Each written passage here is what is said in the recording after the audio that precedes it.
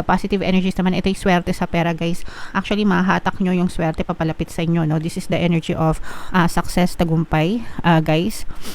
Maliliit at saka malalaking tagumpay ito, mga kapigsaad, at saka ito naman ay swerte sa kaperahan, guys. So, maaaring may mga dumating na bagong opportunity sa inyo, mga kapigsi, pagdating sa pera, that will lead to good luck and good fortune, mga kapigsi. And ito, parang feeling ko, itong opportunity na to, guys, mapapalago nyo yan and magiging successful kayo dyan. Kung ano man yung chosen field nyo. Kung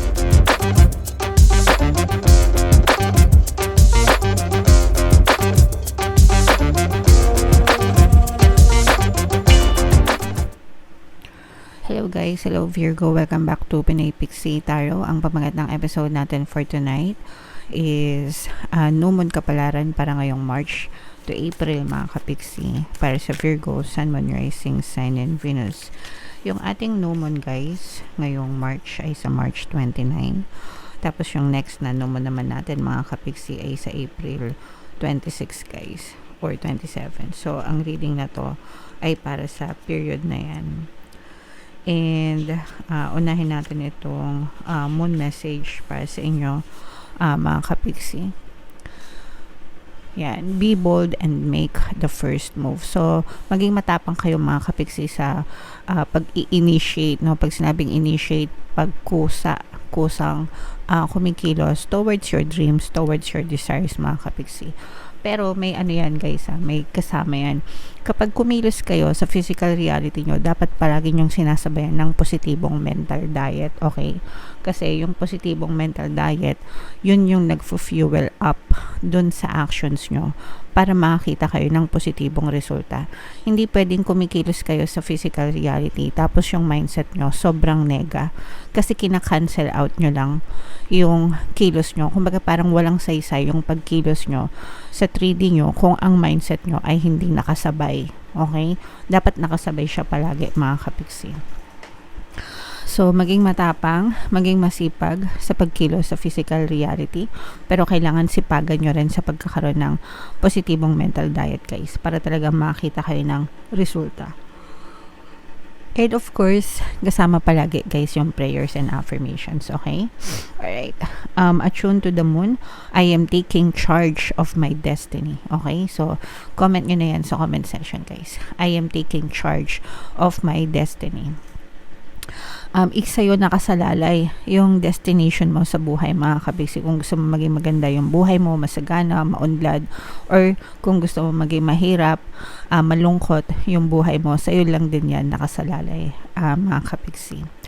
So, make sure na palaging nagfo-focus yung energy mo, yung attention mo actually, dun sa positive, guys. Kasi kung saan nakafocus yung attention mo, yung energy mo sumusunod dun, okay? And it always works 24/7. Kesyo aware ka, kesyo hindi ka aware, guys, okay? And kaya make sure na palagi kayo nakafocus sa positive. Hindi natin kayo sinasabihan na think positive para lang i-motivate kayo, no? Sinasabihan natin kayo to think positive para doon ma-focus yung attention nyo, yung energy nyo, para yun din yung ma-experience nyo sa physical reality, okay? Be bold and follow your heart and emotions. Maging matapang kayo, guys, no, kung ano yung gusto nyo sa buhay nyo. Walang what ifs, walang but, no. Ibig sabihin, walang duda, guys. Alisin nyo yung mga duda and takot sa puso nyo. And maging matapang kayo sa pag-abot ng mga pangarap nyo sa buhay, guys. Avoid recklessness or moving too fast. Huwag din kayong magmadali, no? Especially sa paghahanap ng evidence or resulta. Guys, kailangan matyaga tayo sa pag-aantay kung kailan mangyayari. It depends kung naka-align ka na dun sa energy ng desire mo, mga kapixie, okay? Huwag kayong basta-basta rin na magpapadala sa bugso ng mga damdamin nyo, guys. Come into your power. The time for action is now. Walang ibang time para kumilos, kundi ngayon, mga kapixie. Yun lang yung pagbubuhusan nyo ng panahon, yung now moment nyo, kasi yung past nyo tapos na yon, yung future nyo wala pa, yung present nyo yun lang yung meron kayo. So araw-araw make sure you are present, living in your present moment, making your dreams, your desires into your reality. Guys, focus, use, gamitin nyo yung power nyo, yung kapangyarihan nyo, guys, no, to, alam yun, to embody. Ibig sabihin, ibuhay nyo sa isip nyo yung buhay na gusto nyo, okay? And eventually, it will be pushed out sa physical reality nyo, guys. And of course, ask the universe for help. Palagi yan, guys. Wag nyong kakalimutan na magdasal, mga kapiksi, no? Prayers and affirmations, yung pagkilos, and yung pagkakaroon ng positibong mental diet, mga kapiksi. Yan lang talaga yung susi para magtagumpay kayo, guys. Okay? Wag nyo nang masyadong gawing complicated, mga kapiksi. So, comment down below, guys, if feeling nyo nakaresonate kayo dyan. Tingnan natin yung ganap sa inyo ngayong no moon season. Shuffle ko to, guys. Habang sinashuffle ko to, panoorin nyo muna yung video natin regarding sa ating paano mag-manifest ng abundance video course. Kapiksi, sawa ka na ba sa mga struggles at hirap sa buhay mo? Masipag ka ba at masikap sa buhay ngunit hindi ka pa rin umaasenso? Ilang beses ka na bang nag-attempt magnegosyo at mag-invest pero palagi ka pa rin nalulugi? Sa pagkakataon na ito ay maaaring may subconscious beliefs ka na nagiging balakid sa iyong pag-unlad at pagyaman. Introducing, paano mag-manifest ng abundance video course. Dito ay matututunan mong ma-overcome ang mga balakid mo para tuluyan ka ng umunlad, umasenso, sumagana, maging matagumpay, successful at maswerte sa iyong kabuhayan, pera, trabaho, negosyo sa lapi at kaperahan ng bonggang-bongga. Dali, mag-send na ng email sa pinoypixie@gmail.com at simulan na ang iyong pagyaman ngayon. Alright, so sa lahat ng gusto mag-avail ng course, guys, naka-flash sa screen nyo. Una, meron tayong paano mag-manifest ng abundance video course. Meron din tayong paano mawala ang third party at magkaroon ng harmonious na relationship. And meron din tayong email coaching, manifest your desires using the law of attraction. So, sa lahat ng interesado, mga kapiksi, mag-send lang kayo ng email sa pinoypixie@gmail.com. So, Virgo, guys, kayo ay represent ng Queen of Pentacles sa ating spread. Ito yung ating moon energy. This is both negative and positive energies, mga kapiksi, no? Unahin natin yung negative energy. Meron ditong presence, guys, ng water sign, Cancer, Pisces, Scorpio. For some of you, maaaring may water element kayo sa inyong natal chart, or you may be dealing with another water sign, mga kapiksi. Ito'y babala. Mag-ingat kayo, guys, especially sa pera.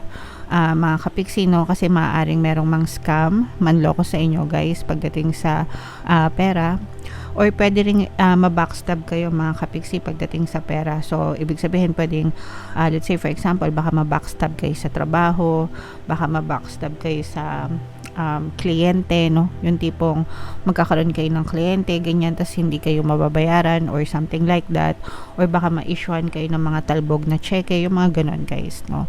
So, mag-ingat kayo sa mga pag-handle ng pera nyo, ng finances nyo, ng mga investment nyo. Kung may mga investment kayo, guys, mag-ingat kayo sa mga clickbaits, mag-ingat kayo sa mga invite, mga kapiksi. Basta, mag-ingat kayo sa mga taong pinagkakatiwalaan nyo pagdating sa pera, kasi baka ma-scam kayo. And mag-aano to sa inyo, guys, mag-iiwan ng matinding sakit ng ulo, mga kapiksi. Alright? Okay, so yan yung nakikita natin sa negative energy nyo, mga kapiksi. Sa positive energies naman, ito yung swerte sa pera, guys. Actually, mahahatak nyo yung swerte papalapit sa inyo, no? This is the energy of success, tagumpay, guys.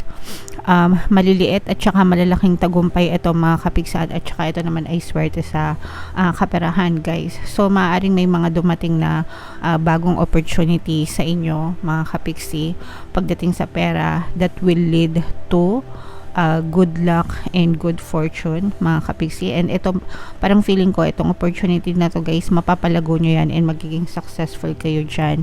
Kung ano man yung chosen field nyo, kung career man yan, ibig sabihin kung trabaho man yan, or negosyo man yan, or investment man yan, mga kapiksi. kapag ito ay na-handle nyo ng maayos, mapapaikot nyo ito ng maayos mga kapiksi, and mapapalago nyo ito ng bonggang-bongga. Okay? And nakikita natin na parang magiging mabilis din yung daloy or ikot ng swerte sa inyo, Virgo, ngayong season na to. So wag nyong ipagwalang bahala. And sabi ko nga, no, may mga small wins and big wins kayo. So yung mga small wins and big wins nyo, i-celebrate nyo yan mga kapiksi, para mas lalo nyo pang mahatak yung tagumpay sa buhay nyo. Okay? So i-mine nyo na yan guys, sa comment section. Mine, swerte sa pera, swerte sa tagumpay, success, tagumpay, victory, yan yung mga i-mine nyo guys, sa comment section. Deserve nyo yan, mga kapiksi. Okay? So, what else mga kapiksi? Ito naman guys, for some of you, medyo naman problema naman guys sa love life, no? At least yung iba sa inyo. Although, hindi naman lahat, mga kapiksi. Kasi, for some of you, pwedeng may mga issues kayo. Parang meron kayong mga trust issues. At saka yung iba sa inyo, pwedeng you might be dealing with a narcissist, no? Pagdating sa love life, ibig sabihin magaling magpaikot itong person na to. Tsaka masakit, parang masakit siyang magsalita, masakit siyang magbitaw ng mga salita sa inyo. And yung iba sa inyo, you're thinking of staying away or moving away from this person. Ibig sabihin, naiisip nyo na lumayo, pero at the same time, parang kinakaawaan nyo rin siya. Kasi may feelings kayo sa kanya mga kapiksi, pero hindi reciprocated yung feelings nila sa inyo. Kumbaga parang kayo lang yung nagkikare. Hindi sila marunong mag-show ng affection. Probably kasi nga yung iba sa kanila narcissist. Hindi ko alam kung paano magpakita ng affection yung mga narcissist guys. But yung iba sa inyo parang ganun. Parang mahal nyo sila, pero parang feeling nyo sayang lang yung pagmamahal nyo sa kanila kasi parang hindi naman nila kayo pinapahalagahan guys. Okay? So ang nakikita natin dito is maraming problema sa love life yung iba sa inyo mga kapiksi. So, pwede kayo guys makinig ng ating mga relationship subliminals, no, sa ating channel. Pampabait, pampamahal, para sa mga, if ever na narcissist yung mga person nyo, pampasuko, pampabait, at saka pampamahal. Yun yung tatlong subliminal para bumait yung mga jowa nyo guys. If in case naka-resonate kayo, i-combo-combo nyo yun. Okay? Alright. So, comment down below guys if naka-resonate kayo dyan. I-mine nyo na yung mga magagandang sinabi ko. Ito yung additional message guys. Guiding children mga kapiksi. No, you are good at helping, counseling, and healing children. Use your skills to help children now. So, kung meron kayong mga anak, may mga bata sa paligid nyo guys, tulungan nyo sila, no, para matahak nila yung tamang daan, tamang landas, para hindi sila maligaw. They need us, yung mga adults, no. Kailangan nila tayo mga kapiksi, especially sa panahon ngayon. Akala nila tama sila palagi dahil sa impluwensya ng internet. So ilagay natin sila sa tamang lugar mga kapiksi, and ipaalala natin kung ano yung mga tama sa mali guys. Okay? Alright. So, comment down below, Virgo, if feeling nyo naka-resonate kayo dyan. For more tarot readings, guys, ito yung playlist nyo. Ito naman yung ating success stories ng paano mag-manifest ng abundance video course. Click here to subscribe, guys. Ito yung ating mga pampaswerte subliminals. Thank you for liking, sharing, and subscribing. See you again next time. I love you all mga kapiksi. Have a nice day. Bye-bye.